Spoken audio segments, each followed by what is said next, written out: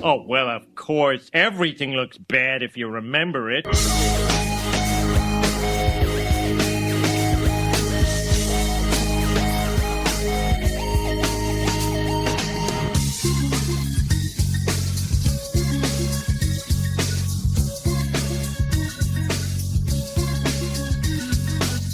Hey kids, welcome to Grumpy Nostalgia, ReMembers Only Edition, the special podcast series where, just like the iconic jacket suggests, we look back at how cool we thought we were in a moment frozen by time, only to realize later the harsh reality of our shame and failure. I'm Justin, that's Mike. You don't know what you've got till it's gone. And together we're drudging up our embarrassing pasts for your collective amusement. Mike, truer words have never been spoken. Wow. Exactly. You know, I was driving through the neighborhood the other day, and I noticed that Blockbuster Video had become a new store, Mike. It's like Lumber Liquidators or something. Lumber Liquidators, the store that I spent so much of my formative years here as a new South Carolinian, just enjoying my time, renting the hottest new videos, Mike, just setting our weekend. And now it's wholesale lumber. Nice. Not as sexy. And that kind of got me thinking about other things that are not in our lives anymore, Mike. And you think about how the world has changed. Amazon kind of rules the earth now, and all those stores we went to, and even some of the restaurants we went to, have been just kind of forced out by this global juggernaut, right? Exactly. It's like they paved paradise and put up a parking lot to our memories, Mike. Sad. Exactly. But since the topic of the show is nostalgia, I think we need to explore the places we can't go no mo for show. Like all those wonderful businesses, restaurants, establishments that when we were there at the first time, we thought they'd all be part of our life forever, but sadly have disappeared, Mike. That's right. Places we had, some of the audience is going to hear some of these and go like, wow, that sounds archaic, or almost like, something from a past that seems almost impossible to believe, This couldn't have been like this, but it was. We promise. All right, so for those that are maybe over 50, he could probably relate to what we're talking to. But for those that happen to be listening that may be younger, and there's a few of you, don't try to hide. We know. Don't hide. We're going to tell you about a wonderful world that used to exist where we had to go outside and do things, and frequent establishments from time to time, and we're going to talk about the ones we missed the most. So, Mike, we'll just kind of do like a back and forth here. I think that would be the best format to go for this particular motif. Oh, yeah. So why don't you kick us off, Mike? Talk about some of those first place that you missed the most that you really wish was still here. So take it away. Let me a little preamble here. For anyone who thinks this show is rehearsed or scripted or any of that, this will prove otherwise. So just Nobody's thinking. We're just rolling with this. This is just riffing about what we remember. Anybody who's heard this show knows that's not the case. Let's be honest. I hope so. There's some conspiracy guy there. Hey, we took notes. Come on. But yeah, my first one is something we talked about on the last ReMembers Only was the record store. This was low hanging fruit, obviously, but we talked about the idea of just going to a place. And, this is before you could download a song or just grab it off of somebody's CD or something, or just scrub it off. God forbid you get it off the internet. But yeah, and this was the time you go into a store. You could buy a record. The records would sometimes be arranged like by the top 40, or like you knew what the biggest hits were right in front of you. Yeah. As soon as you walked in, for us here in lowly Rock Hill, it was the record seller, and it was at the mall. Of course, that's another. We can talk about another place that's probably gone, or malls. But yeah, and of course, it was right there in the front. You see all the big stars, the big albums that were hot, the hot 45s, the hot 33s.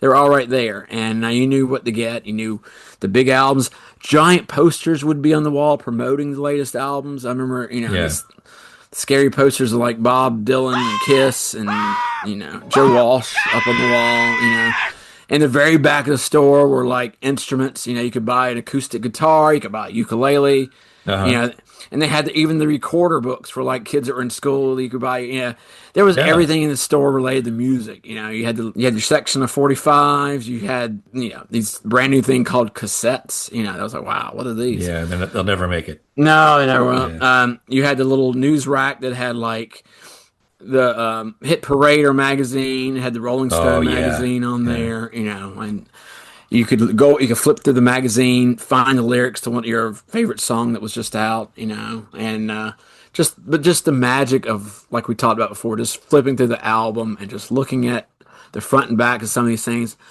Some of them, if you're lucky, weren't wrapped in plastic. I think that came later on, but you could actually like open it up and look at the inside of some of these if they had like a double kind of fold to it. Right. Yeah. And yeah, it was just that whole idea of just getting that record and buying it from the guy that worked at our record store. That dude, I knew him from when he was 20 till he closed up his store about 10 years ago. And Uh, he was in his 60s for sure, but I think he'd had enough. It was kind of sad. It was truly an independent place. The guy had lived through all this, the changes yeah. from album to cassette to CD and back to vinyl, and then now, he was pretty much done for thanks to Apple and whatnot. So Yeah. to see that store close, you knew that was, for me at least, in a local kind of way, was the end of an era. And just to see that go was like, wow, okay, that you just turned that whole chapter of music history over, and it's just a whole new world now. Yeah. I agree. I remember the same feeling like when you walked in that door, just endless opportunities. Like you wanted every record in the store. It's one Yeah. of those things where it was just, it was almost too much to process. And I like the little corner of the store there that smelled like patchouli and had all the water pipes. Yeah, there's always like a really kind of still a kind of carrier from the '60s that had like the psychedelic kind of beat in it. Yeah. Curtain area. Yeah, Well, luckily there's a few of those popping up every now and then. There's a really good one, a couple of places here locally in Charlotte. Lunchbox Records, for example, is still kicking in yeah. there, and they're small, but they're still niche stores. But Yeah, there's they're a not totally gone. I guess, like I said, for yeah, my little world here in town, it was it was kind of an end of an era when that guy closed. yeah. Like to your point, back in those days, they were in every strip mall. They're in every local mall. They're Yeah, at least 10, 12 record bar. You had yeah, Camelot music, and yeah, 10, yeah, 12 per city at least. Yeah. So I'm gonna start my list off with something similar. If we kind of already talked about it a little bit. Mine's Blockbuster Video. Blockbuster Video. Wow, what a difference! yeah. There, yeah, I've read reports to the contrary, but I think there's still one in Oregon, Yeah. but I've heard that one shut down. But I can't get a good source on that. But Blockbuster was my former employer for starters, but they started in 1985. I think they have the last kind of brick and mortar stores for the most part closed up around 2004. But in their peak, they had 9,000 stores with 84,000 employees. And, it was just, but again, we do a movie podcast, of course, and that's where I was an usher for a while, but that was for modern movies. But I really built my film history at working as a clerk at the video store because we had 14,000 movies in that store and we got to take some home with us every shift, and I would have never had that kind of exposure to those movies before if I had had the opportunity to take them home for free. When I was watching classic films and films that I would never watch on local cable or would never be on TV anymore. So I really kind of built my film knowledge really with those 3 glorious years I worked at Blockbuster. I'll never forget. I just graduated college and I got this job, but I was looking for a real one. And my first night was New Year's Eve. Oh wow. As part of the hazing ritual, I think, and in hindsight, I think that's what it was, but they made the new people hold the balloons to pass out to people at the store, right? I'll never remember the look on my dad's face. So he came out to the neighboring town where I was working and walked in the door, and he sees a college graduate holding a balloon. Like, hey, Dad. Hey, thanks for that college education, pal. But working in that store was interesting because you got to talk to people about movies all the time. That's why they were there, was a captive audience.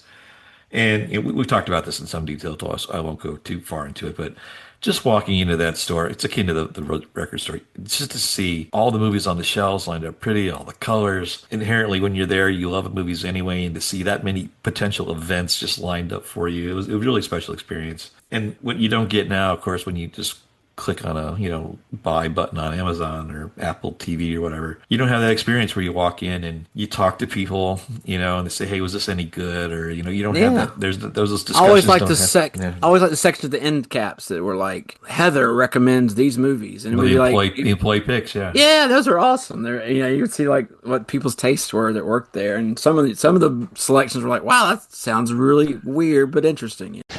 Vincent stopped making picks. Well, how am I going to know what movies to see? We have a wide variety of Gene picks. Gene's trash. I'm Gene. Yeah, I worked at a non-corporate Blockbuster, so we got to do things like that. And we also got to play the movies we wanted during our shift. And sometimes that would be a little hectic because sometimes our choices weren't, family friendly. But, people would be watching these movies, say, "Hey, what is this?" And so, this is one of my favorites. And then we'd have that conversation, that dog. And you walk home with those movies and you had some sort of bonding experience. But sadly, those things went away. And interesting about the Blockbuster video locations, at least, they are usually in really good real estate and really kind of bought up by a lot of local businesses because they had, the legacy of where these locations were really good. Sadly, that's my first pick is the now extinct Blockbuster video or video stores in general for that point, Mike. So, all right, so there's our first salvo. So let's get a little more interesting as we go here, Mike. What's your next pick?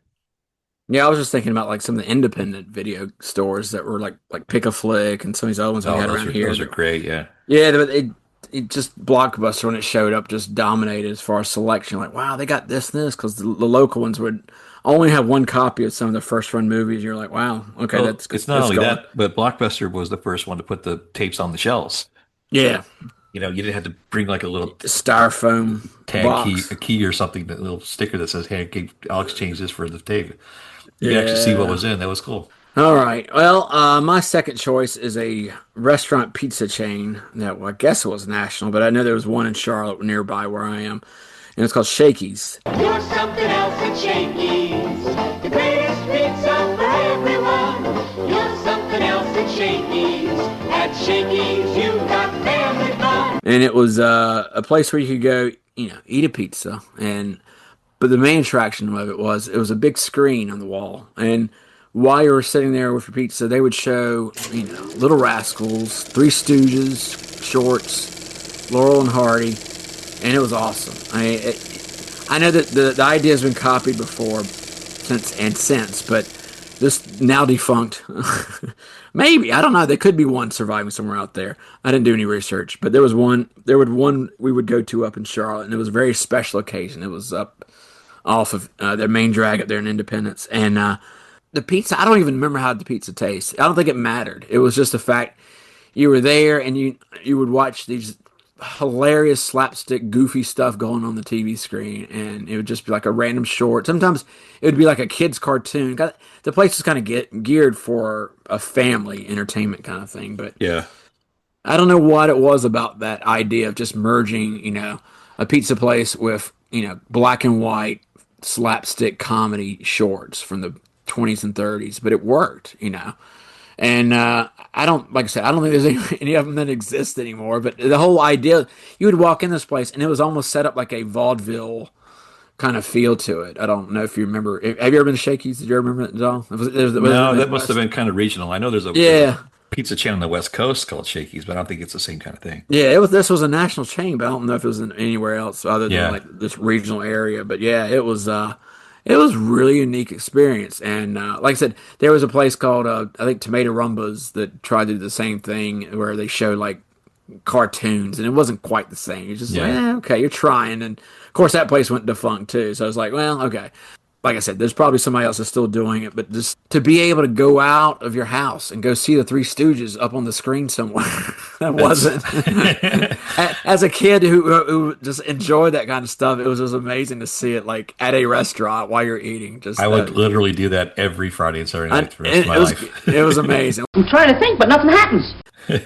Since it was far away, we didn't go out to eat a lot. We didn't get to do it much, but it was so much fun. So that was my second choice. I like that one. Yeah, we had something kind of similar in the Chicago suburbs where I grew up. It was called WC Flicks.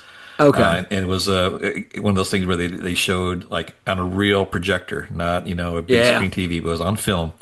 and they would show, Laurel and Hardy shorts and the Three That's Stooges what and this Marx Brothers was. movies, Yeah, and just a WC big Fields. just a big screen experience too. And just that alone, as a fledgling film lover, that just threw me over the moon anyway. And forget, Yeah, oh, we're eating pizza too. Okay, pizza. Oh yeah, yeah, that's good. So I'm going to keep the pizza theme for my next pick, Mike. I'm going to talk about Showbiz Pizza. You've never seen a place like Showbiz Pizza Place. Will serve you a pizza second to none. So come for pizza, stay for the fun. oh yeah. Now, not to be confused with Chuck E. Cheese, which it ultimately became. I'm talking about the old school Showbiz Pizza Place, where this is where every high school field trip that I ever was on went to. Any group that we were on, we always took field trips to Showbiz Pizza. The pizza was vomitous itself. It was not good, but we didn't care at the point. But it was more of an arcade than anything else, than it was a pizzeria. And and when we were going, of course, it was like the mid to late '80s, and that's when the stand-up arcade thing just really kind of the end-all be-all in teen entertainment. I'd get like a $20 bill, which in 1985 was a lot of money, and you would blow through your money within like 3 or 4 minutes there. Because you got to remember, like, those arcade games are classic, and you remember them as fun, but they're hard as hell. I think the average Donkey Kong game is like 52 seconds or something like that. Yeah, something ridiculous. And then they had like games like Dragon's Lair that used like the laser disc technology, the animated games that they were so popular they had to put TVs on top of it so people could see what the screen, because people would flock. But that was 50 cents, you know. And then of course you had they had the creepy animatronic band. Mike, I forget what the band was. Yeah. The Rockafire Explosion, that's what they're called. Oh my! And they had like the Gorillas. I think one was called Billy Bob. I bet that pizza tastes good. And then like I think another one was called like Fats Geronimo or something like that. They'd come in and they play like these pre-recorded songs, and like it's nightmare fuel to me now looking back at it. But we had to get pulled off the arcade and sit down and eat pizza together. Those guys were there to entertain you. I mean, they had hourly shows, Mike, that, like if you ever got up on stage and those things got you, you were dead. They were just straight up mechanical. But it was an old school, like servo motor control thing. And as if your hands or something got in the way of that gorilla, you're going to lose them. So don't jump on the stage, kids. You'll have less of a finger to talk about after that. But the Showbiz Pizza got consumed up, and then became Chuck E. Cheese, and they got rebranded, and they're still around. But Showbiz Pizza had a special kind of riz, I thought, Mike, that just was somewhere I'd love to go from ages like 9 to almost 16. So oh wow, miss those. So that's my next pick, Mike. So you're up next. Let's hear your next pick. All right. Well, mine is more of a generic kind of nostalgic pick. I'm sticking with food here, but I'm gonna go with the steakhouse, like the Great American kind of steakhouse. We used to have probably 7, 8 of these in Rock Hill, which is at the time was like a 40,000 population city, and they were all on the main street here in town. And it's not any of them. All of them are gone. They've all become other restaurants, other businesses. They've just disappeared. But it was the kind of place, like a Quincy's, Western Sizzlin', Western Steer, Hungry Bull. There were just a few of them, but they were the place where I know there's Texas Roadhouse is probably the closest thing, but it's still not the same. This was the kind of place where you literally all you had on the wall. You would go up. You wouldn't even have a waitress, really. You would go up and you would see pictures of cuts of meat on the wall. And you would say, I want the with the paneling on the wall. Of course. You want I want the and the fake chimney. You had to have a fake. There was a fake hearth somewhere in the middle of the restaurant. But you would pick out a picture. You would get your salad, at the start of it, and if you wanted like some other kind of dessert, that's all they had at the front. You have a salad and dessert, and you grab that, and of course they had these giant rolls. I guess that was to fill you up. But you would pick out your cut of steak and what kind of potato you want, and you would sit down and they'd bring it to you, and that's what it was. If you're one of those people like me that didn't like steak, you wanted a burger, you got that. But there were so many of these things, and it was one of those things. It was a Saturday night kind of deal, Friday nights too. But every one of these places would be packed to the gills on Saturday with people going to the steakhouse, and that was like almost like a tradition for people around here. Yeah. And like I said, it was the basic premise. It's kind of like the menu at an In-N-Out burger. It was just steak, salad, roll. Yeah. And then maybe a side of fries and baked potato, and that was it. Yeah. That's all you needed. And they even had the deal where like you get the big giant steak, like you see on King of the Hill, where you eat the steak, it's free. Yeehaw! Welcome to the Panhandler. Would any of you fine folks care to take on our 72-ounce top sirloin steak? Finish it in an hour and it's free. No, thank you. Yes, I would. That's a lot of meat, son. What happened to being a vegetarian? And I want it rare. And it's just it's like I said, it doesn't exist anymore. At Texas Roadhouse, you can still see the cuts of meat and pick it out, but it's not quite the same, of course. Yeah, I know the vibe you're talking about, because we had a couple in suburban Chicago where I grew up. One was called Al's Steakhouse in Joliet. And that was the kind of place like your grandparents went out for, like, what was their special night, Yep. All right, and there's another place called Marishka's that was a kind of famous haunt around in the Joliet area, or where, the wood paneling. When you said that hit a chord with me, because that was a staple inside most all these places. Was that feel of like you were in somebody's. It's basically like you walked into somebody's den from the 1960s. Had that feel. I think even some of them had like carpet floors instead. Most of them like had carpet and paneling, and like every waitress is 78 years or over. Yeah, they were. It was one of those. They gave you a refill of sweet tea, and that was it. And they usually had like that stale smell of like smoke, because they always had a smoking section. But I could walk into those blindfolded and know exactly where I was. But it was one of those places where if you lift up a framed picture on the wall, you would see the original color of the paneling. Best steaks in the world, though. Yeah, that's a great one. All right, well, I'm going to keep up with my childish theme here, Mike. And my next venue that I miss would come back is a place called Aladdin's Castle. Oh, yeah. This was a staple in every mall across America. It was an arcade, of course, and started in 1974. I think the last one shut its doors somewhere around 2021. And they're at the peak of their popularity, like 1985. They had like 450 of these things all over the place. And they were one of the places that instituted like the token thing, where you had to, like, when you cash in your $20 bill, you couldn't get your money back. You got all these tokens that would serve as in lieu of quarters for you. I remember that if we were lucky enough, my parents would say, okay, you can stay in this store while they did all their boring shopping and all the other places. Of course, I'd run out of money in like 8 minutes. But it's that. It was like Vegas for kids, right? It was like they had no windows in there. It was dark. It was carpeted. They had the ding, ding, ding sounds, and all. It was like literally like being in a casino for kids. And just watching. The greatest thing was watching, like, I fancy myself a video game player, but I've never really been good at any of them. But to see that one kid that could stand up on one quarter and play for an hour, like that virtuoso that could play, Dig Dug, or Tron, or those games that he could just play for hours on one quarter. It was always like something I was jealous of, that to master something so brilliantly. But just to watch other people play, it was just one of those things where it was a communal experience. We were all zombies, in there. But of course, Aladdin's Castle started as soon as the Nintendo Entertainment System came out. People started doing their home gaming. Those kind of fell by the wayside, and like I said, around 2021, they've all been all more or less disbanded. There's a handful of them across the country right now, but again, it was just something that was the first place I hit when we went to the mall, and sadly, they're no longer there.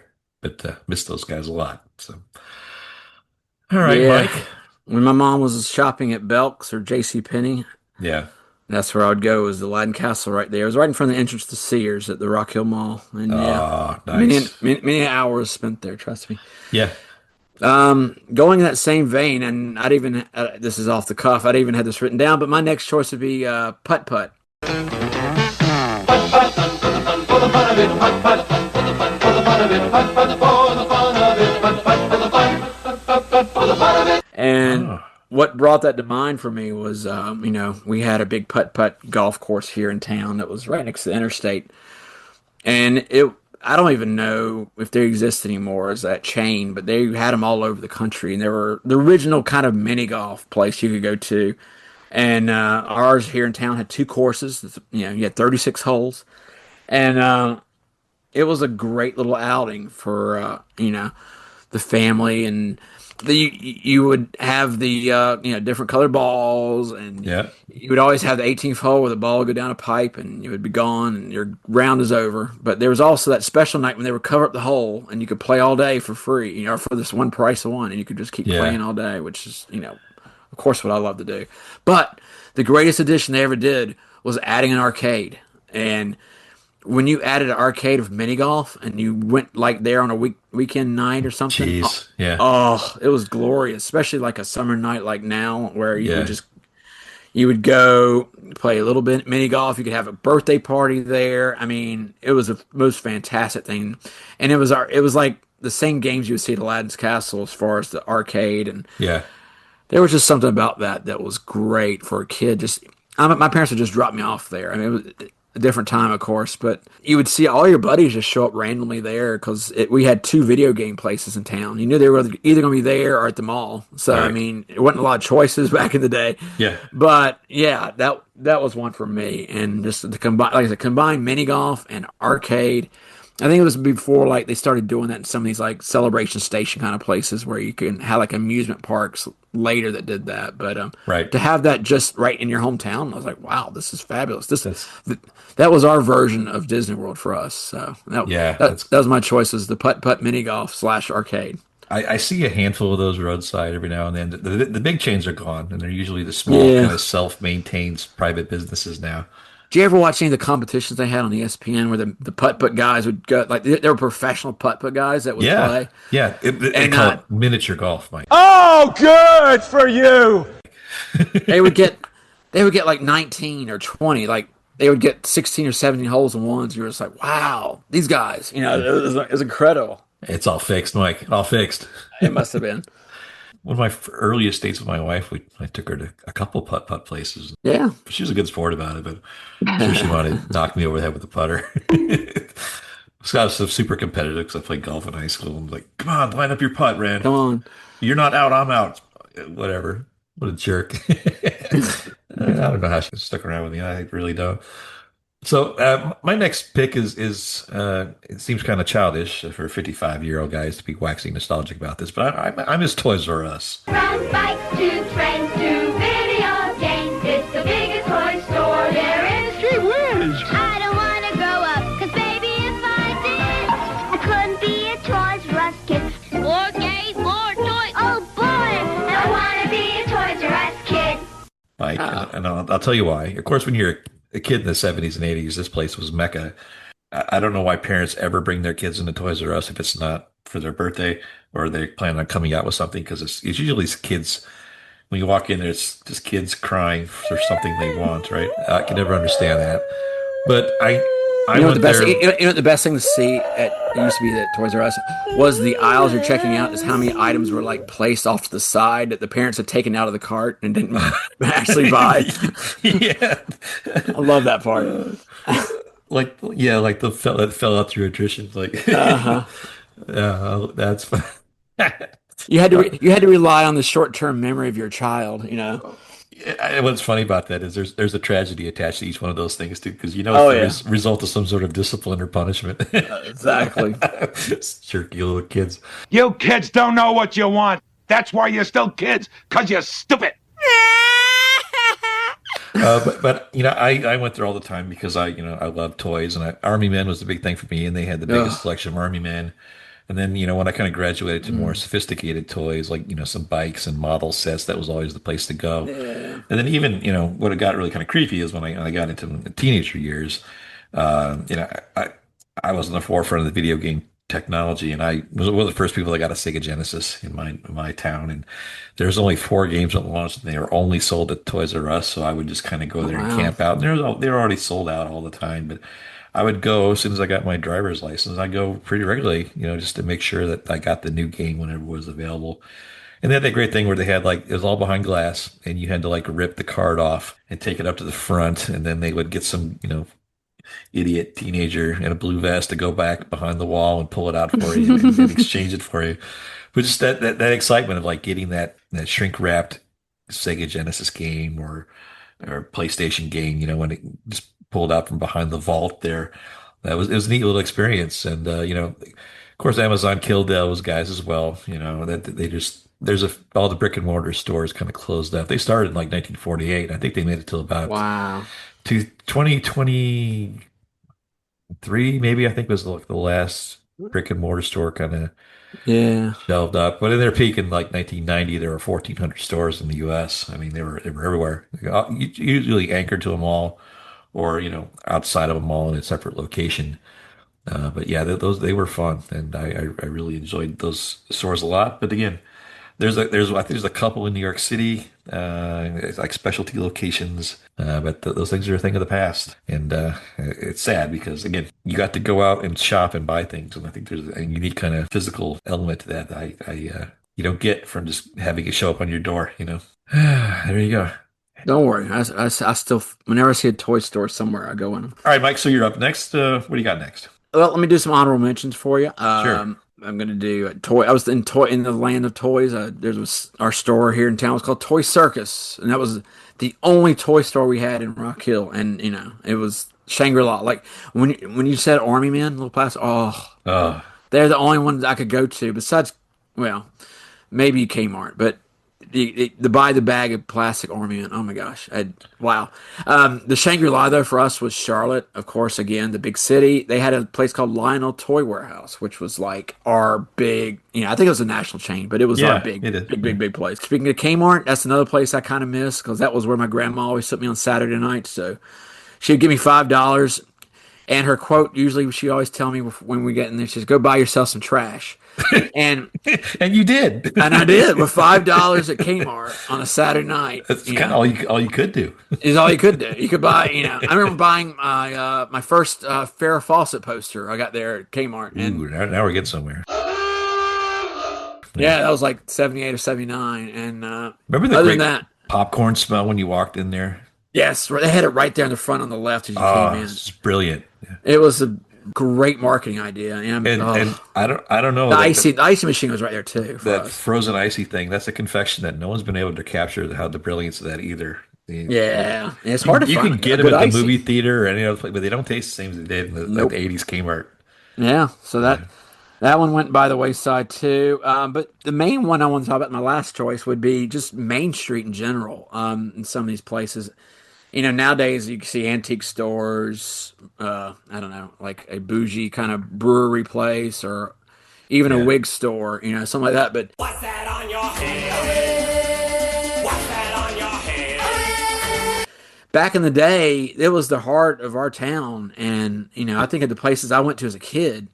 There was the newsstand, an actual store you would go into and see all kinds of newspapers and magazines and stuff like that. Yeah. That's all they sold, and this guy would have brand new newspapers every day. You see the classic one like New York where they're like on the side of a sidewalk, but this was like a little store right there on Main Street where you could go get all your papers and magazines. I'm going to go get the papers. Yeah. And right tucked between, on either side of it was the McCrory's drugstore, which had like the counter, you could eat at.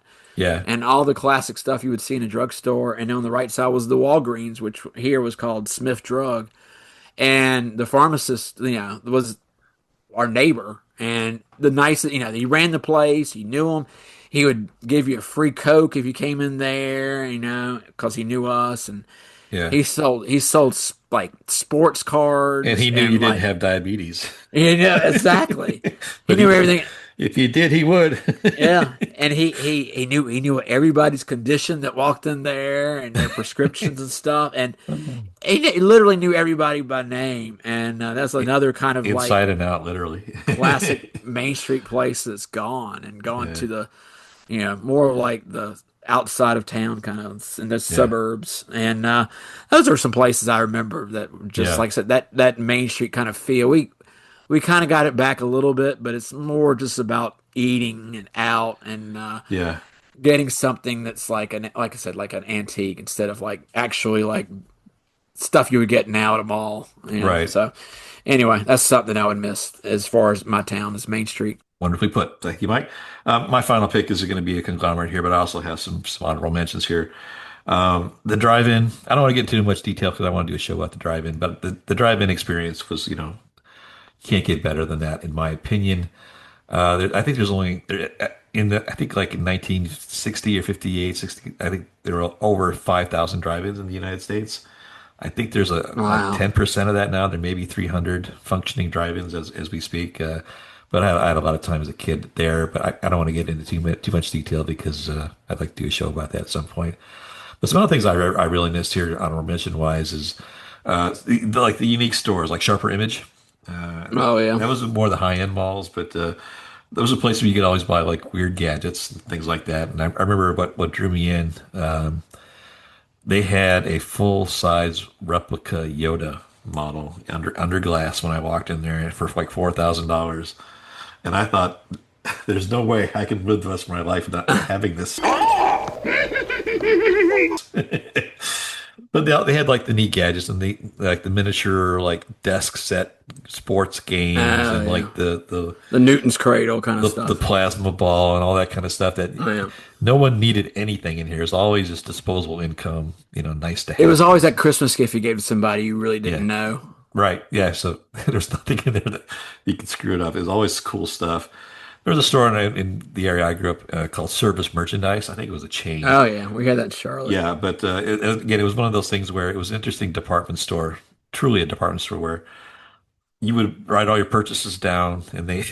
On a slip of paper, on a slip of paper, and you turn it in and they would come down the chute and like all your purchases would come down. Yeah. I remember the little clipboard they would give us, when we go in. Yeah, just to see, here comes our new microwave gang. It was stupid, but it was just fun to shop there. Walden Books, to your point about the Main Street, I missed the bookstores in general. I mean, there's a handful of bookstores out there now. Yeah. Borders has kind of gone the way, but Walden Books was always the one that was anchored in a mall, and it was generally next to some other media too. So you could go in there, and then you could go and gaze across the largest magazine section in the world. They'd have the entire wall of the store was just all magazines. Oh yeah. And as a young like Dungeons and Dragons player, they always had like a little section there for all like the role playing games that I was into at the time. And that was a great haunt for me as well.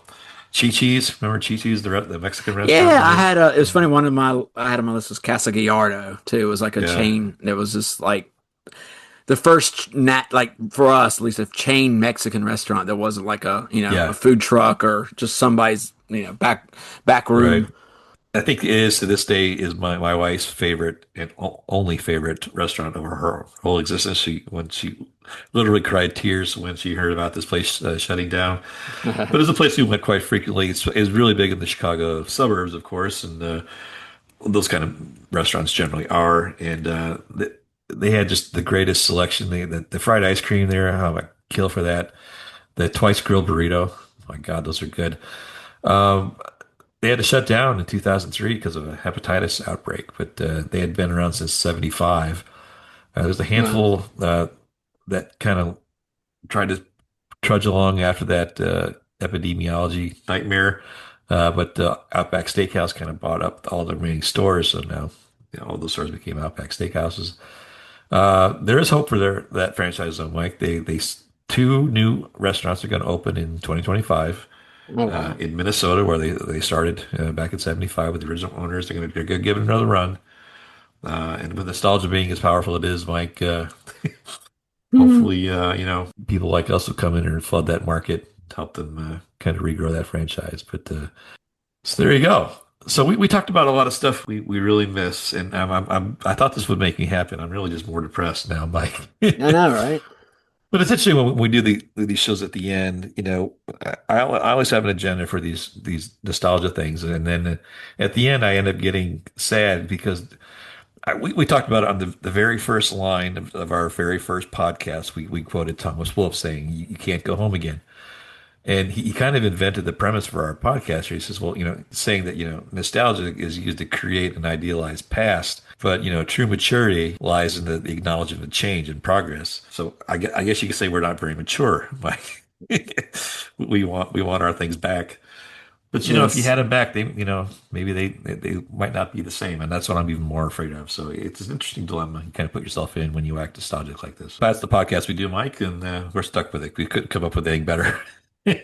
No, but I mean, everybody's nostalgic. You look at, like you said about Chi-Chi's a minute ago, it's like there's always something that people are going to be like, you know what? There's a reason that place became a national chain. It was a good place to eat. So why, It was a value, and it wasn't because we just thought, hey, this is good because it's old. It was good. Yeah, good food. So, just like us, Mike. That's right. Mature. Yeah, so that's going to kind of have to wrap it up for this little short-lived episode, guys. But we hope some of the topics we talked about today triggered your own memories about things you used to frequent quite often that are no longer there.